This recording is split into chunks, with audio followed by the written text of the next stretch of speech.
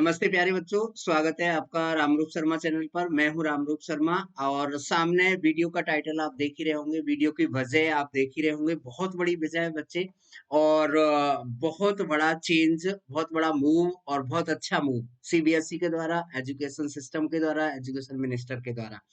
ध्यान दें जरा, central board of secondary education और इसका सब्जेक्ट आप पढ़ लीजिए, special scheme of assessment for board examination class 10th के लिए भी है और साथ के साथ क्लास 12th के लिए सेशन 2021 और 2022 के लिए। ये पूरा का पूरा आप पढ़ लेना। मैं इसकी टोटल जो है समरी आपको यहाँ पर बताने वाला हूँ बच्चों। पूरी की पूरी जो समरी है वो मैं आपको यहाँ पर बता रहा हूँ, उसे आप अच्छे तरीके से ध्यान से समझें। देखिए जरा, सीबीएसई के लिए है ये, है ना, ये जो है ये है सीबीएसई के लिए स्पेशल स्कीम है।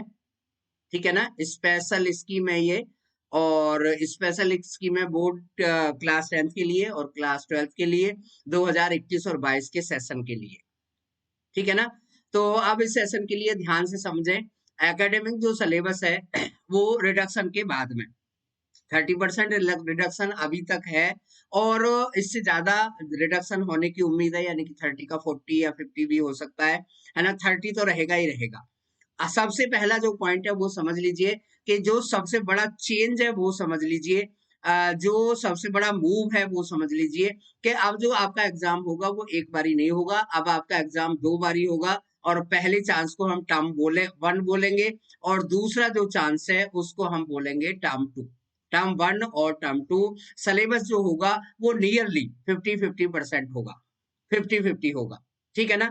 इसके साथ साथ में जो इंटरनल असेसमेंट है उसकी वैल्यू बहुत ज्यादा होगी। इंटरनल असेसमेंट में प्रैक्टिकल भी आएगा, प्रोजेक्ट भी आएगा और जो बहुत सारी चीजें हैं वो आएंगी। बहुत सारी चीजों का मतलब है पोर्टफोलियो है या एएसएल है फिर पीरियोडिक टेस्ट है। ये सब चीजें मैंने आपको डिटेल में यहाँ पर दी हुई है ना। 3 पीरियोडिक टेस्ट होंगे आपके एटलीस्ट। स्टूडेंट का एनरिचमेंट और पोर्टफोलियो, प्रैक्टिकल वर्क्स और स्पीकिंग और लिसनिंग एक्टिविटीज। ध्यान रखना है यहाँ पर मैंने मोर लिखा हुआ है, यानी कि सबसे ज्यादा जो वैल्यू है वो यहाँ पर दी जाएगी। ये फ्लेक्सिबल पहले की तरह नहीं होगा कि स्कूल से फोन आ रहा है कि भाई प्लीज आप अपने बच्चे को बोलिए कि ये चीज जमा कराए। ठीक है ना, तो आपको ध्यान रखना है कि ये आपको इन टाइम आपको जरूर करना है, चाहे ऑनलाइन कर पाए या ऑफलाइन कर पाए। ठीक है, तो ये इंटरनल असेसमेंट के पॉइंट हैं जो मैंने आपको दे दिए हैं। अब आ जाते हैं जी टर्म 1 और टर्म 2 क्या है और कब होगा, कैसे कैसे होगा और क्या क्या इसकी कंडीशन है। टर्म 1 को आप ध्यान से समझिए। टर्म 1 का जो टाइमिंग है, ड्यूरेशन है, वो नवंबर दिसंबर है। देखिए एग्जैक्ट नवंबर और दिसंबर है, बिल्कुल भी इसमें कोई चेंज नहीं होगा। ये सबसे बड़ा नोटिफिकेशन का पॉइंट है कि अब कोई भी चीज पोस्टपोन्ड नाम की नहीं होगी। नवंबर दिसंबर में या तो होगा या तो नहीं होगा, या तो ऑफलाइन होगा या तो ऑनलाइन ले लिया जाएगा। ठीक है ना, ये पूरा पेपर एमसीक्यू बेस पर होगा, यानी कि सिंपल एमसीक्यू क्वेश्चन होंगे, केस स्टडी के या केस बेस के एमसीक्यू क्वेश्चन होंगे और असर्शन रीजनिंग के एमसीक्यू क्वेश्चन होंगे। 90 मिनट का होगा, स्कूल में होगा। ठीक है ना, ऑफलाइन होगा, अगर नहीं हो पाया तो ऑनलाइन होगा। 50% सिलेबस होगा लगभग, इसकी वेटेज भी 50% होगी। क्वेश्चन पेपर जो है वो बोर्ड से आएगा, आंसर आपको ओएमआर सीट पर देने होंगे। वो ओएमआर सीट या तो बोर्ड चेक करेगा या तो स्कूल चेक करेगा और फाइनल मार्क्स आपके वहां पर फीड कर दिए जाएंगे। क्लियर होगा ये पॉइंट। दूसरा जो पॉइंट है वो है टर्म 2 और टर्म 2 मार्च और अप्रैल में होगा। मार्च और अप्रैल में होगा तो मार्च और अप्रैल में ही होगा, या तो होगा या तो नहीं होगा, या तो ऑफलाइन होगा या तो ऑनलाइन होगा, या तो सेंटर पे होगा या तो स्कूल पर होगा। नॉर्मल पेपर होगा, यानी कि हर सालों की तरह पेपर होगा। यानी कि वही पेपर होगा जिसमें very short answer type question, short answer type question, MCQ, long answer type question, case based question, situation based question offline होगा। नहीं हुआ इन केस तो ऑनलाइन होगा, वो कंडीशन मैं आपको बाद में बताऊंगा। ठीक है ना, तो ये दोनों पॉइंट आप बहुत अच्छे से क्लियर कर लो। इन चीजों का आप बहुत ध्यान रखना कि ये जो मंथ है वो बिल्कुल फिक्स है। अगर ये मंथ में कोरोना की वजह से कोई दिक्कत आती है तो ये ऑनलाइन होगा, अदरवाइज नहीं होगा। ठीक है ना, पोस्टपोन बिल्कुल भी नहीं होगा। चलिए जी, अब हम इफ एल्स की कंडीशन जो है उसे देख लेते हैं, उसे ध्यान से आप समझिए। मैंने यहाँ पर आपके लिए एक बहुत अच्छी टेबल तैयार की है, आप समझने की कोशिश करें। यहाँ पर मैंने सिचुएशन रखी है, यहाँ या कंडीशन रखी है ना, पेंडेमिक की कंडीशन से क्या क्या इफेक्ट हो सकते हैं, बैड इफेक्ट हो सकते हैं, ठीक है ना।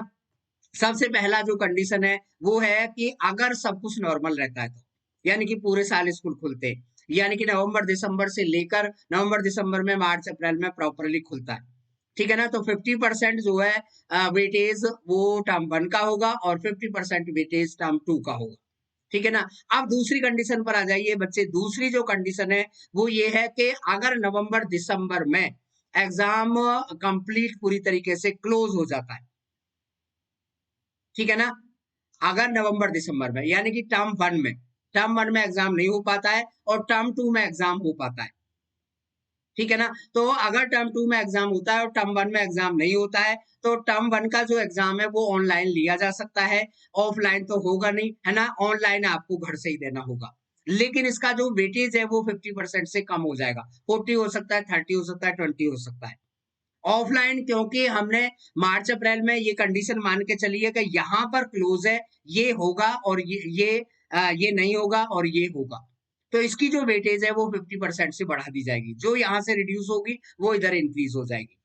ध्यान रखना है कि इंटरनल असेसमेंट अपनी जगह लगातार बनाए रखेगा, कम से कम 20%, ज्यादा होने के चांस है, मतलब इन सब की कमी की पूर्ति जो है इंटरनल असेसमेंट कर सकता है। दूसरी तीसरी जो कंडीशन है वो आप समझ लीजिए अच्छे तरीके से कि मार्च अप्रैल में एग्जाम नहीं हो पाता है और जो फर्स्ट टर्म है यानी कि टर्म नंबर 1 है, यानी कि नवंबर और दिसंबर का जो एग्जाम है वो हो जाता है, तो नवंबर दिसंबर के एग्जाम की जो परसेंटेज है, वेटेज है, वो बढ़ जाएगी और इसकी वेटेज कम हो जाएगी। अब क्योंकि इसकी वेटेज कम हुई या खत्म हुई, खत्म तो नहीं होगी, कम हो जाएगी क्योंकि ऑनलाइन हो सकता है, अगर ऑनलाइन भी नहीं हुआ तो ये सारा का सारा वेटेज जो है वो चला जाएगा आपका इंटरनल असेसमेंट पर। तो आप बार बार मैं आपको चेता रहा हूँ, बार बार आपको बता रहा हूँ कि इंटरनल असेसमेंट को बहुत ध्यान रखिएगा, ठीक है ना। इधर से बढ़ जाएगा, यानी कि जो टर्म 1 है उसका वेटेज बढ़ जाएगा, लेकिन इतना भी नहीं बढ़ेगा, इसका कुछ पार्ट इंटरनल असेसमेंट में चला जाएगा। चौथी कंडीशन देखें बच्चे, चौथी कंडीशन जो है वो भगवान करे ऐसा ना हो बिल्कुल भी, लेकिन चौथी जो कंडीशन है वो ये है कि दोनों ही एग्जाम नहीं हो पाते पूरी तरीके से through out the year, school close रहते, यानी कि दोनों ही एग्जाम ऑनलाइन होंगे, यानी कि दोनों के ही वेटेज रिड्यूस हो जाएंगे, ये भी 50 से कम हो जाएगा, ये भी 50 से कम हो जाएगा, यानी कि सारा का सारा वजन जो है, टोटल तो नहीं है ना, यहाँ पर कुछ ना कुछ जरूर होगा, 10%, 20%, 30%, ठीक है ना, क्योंकि ऑफलाइन नहीं होंगे तो ऑनलाइन जरूर हो जाएंगे, ठीक है ना। ऑनलाइन अगर होंगे, ध्यान रखना है, तो फिर सब्जेक्टिव नहीं होंगे, ऑनलाइन अगर होंगे तो मल्टीपल चॉइस ही होंगे, ठीक है ना। तो ये जो सारा वजन है, ज्यादातर जो वेटेज है वो आपका प्रोजेक्ट, इंटरनल असेसमेंट और इन सब पर चला जाएगा। तो ये पूरी की पूरी राम कहानी है जो आज ही के सर्कुलर में आई है बच्चे, बहुत ध्यान रखिएगा, क्योंकि अगर आप अलर्ट रहेंगे तो आप अच्छे मार्क्स भी ला सकते हैं। अब मैं जो समरी आपको देना चाहता हूँ, मैं अपनी जो समरी बताना चाहता हूँ उसे आप बहुत ध्यान से समझिए। यानी कि टोटल जो सिस्टम है वो ये है कि कोई पोस्टपोन्ड अब नहीं होगा, इस पोस्टपोन्ड से पूरा एजुकेशन सिस्टम बड़ा दुखी था, आज कर दिया, कल की डेट निकालेंगे, 15 दिन पहले निकालेंगे, बाद में निकालेंगे, जल्दी निकाल दी तो क्यों निकाल दी, देर से निकाली तो क्यों निकाली, एग्जाम होगा तो क्यों होगा, नहीं होगा तो क्यों नहीं होगा, ठीक है ना। यानी कि कोई पोस्टपोन नहीं होगा। अगर वो मंथ जिनमें टर्म 1 और टर्म 2 होने थे, अगर वो क्लोज रहते स्कूल, तो वो जो एग्जाम है वो ऑनलाइन ले लिया जाएगा और उसकी वेटेज कम कर दी जाएगी। दूसरी बात है कि सबसे ज्यादा जो आपको फोकस करना है वो इंटरनल एग्जाम पर फोकस करना है, प्रोजेक्ट पर फोकस करना है, प्रैक्टिकल पर फोकस करना है, पोर्टफोलियो पर फोकस करना है, ठीक है ना। यानी कि इन सब एक्टिविटीज पर, यानी कि ऑनलाइन क्लासेस पर आपको फोकस करना है। और तीसरी बात आप देख रहे होंगे कि जो ये सेशन था जो हमारा अप्रैल से लेके, जिससे हम फाइनेंशियल ईयर कहते हैं, वो अप्रैल से लेके मार्च तक होता था, मेरा ख्याल है वो रिड्यूस होकर अगले 2-4 सालों के लिए सितंबर से मार्च की तरफ चला गया, ठीक है ना। तो ये थी वीडियो जो मैंने कंप्लीट डिटेल बताई है। अब ये भी बहुत सारे चेंजेस सीबीएसई की तरफ से आएंगे, बहुत सारे नए नए नोटिफिकेशन सीबीएसई की तरफ से आएंगे, वो मैं आपको, देखिए इनमें बहुत ज्यादा चेंज नहीं होने वाला है, लेकिन इन्हीं को ही आसान बनाने के तरीके, इन्हीं की जो क्रिया विधि है वो आएंगे, मैं आपको लगातार देता रहूंगा। वीडियो को शेयर ज्यादा से ज्यादा करें, कोई भी बच्चा अनभिज्ञ ना रह जाए, ऐसा ना हो कि बच्चा सोचे कि भाई ऑनलाइन का क्लास का क्या है, अरे इंटरनल असेसमेंट तो सब दे देंगे, लेकिन ध्यान रखना है इंटरनल असेसमेंट को बहुत ज्यादा वैल्यू देनी है। ध्यान रखना है कि आपको जो आपको प्रोजेक्ट मिलते हैं या जो भी चीजें आपको स्कूल से मिलती हैं उन्हें टाइम पर बहुत पूरा करना है। अब कोई भी डिले नहीं होगा, कोई भी पोस्टपोन्ड नहीं होगा। आपकी राय इस पूरे स्कीम पर कैसी है? मुझे बहुत अच्छा लगा है, मैं तो थैंक्स करना चाहता हूँ। मैं तो ये सोच भी रहा था कि ऐसा हो सकता है, ऐसा होने को बन रहा था पूरी की पूरी कंडीशन, क्योंकि अल्फा बीटा डेल्टा गामा ये जितनी भी चीजें आ रही हैं वो बहुत खतरनाक है, भयावह भी है। सेफ रहिएगा बच्चे और पढ़ते रहिएगा। और एक चीज और ध्यान रखिएगा कि ये सब चीज भी मैनेज करनी है और आपको अपनी रियल स्टडी को भी उठाए रखना है, बढ़ाए रखना है, चलाए रखना है। डर के आप किसी चीज पर ही केवल फोकस नहीं करना है ना? चैनल को सब्सक्राइब कर दें। Thank you so much and all the very best.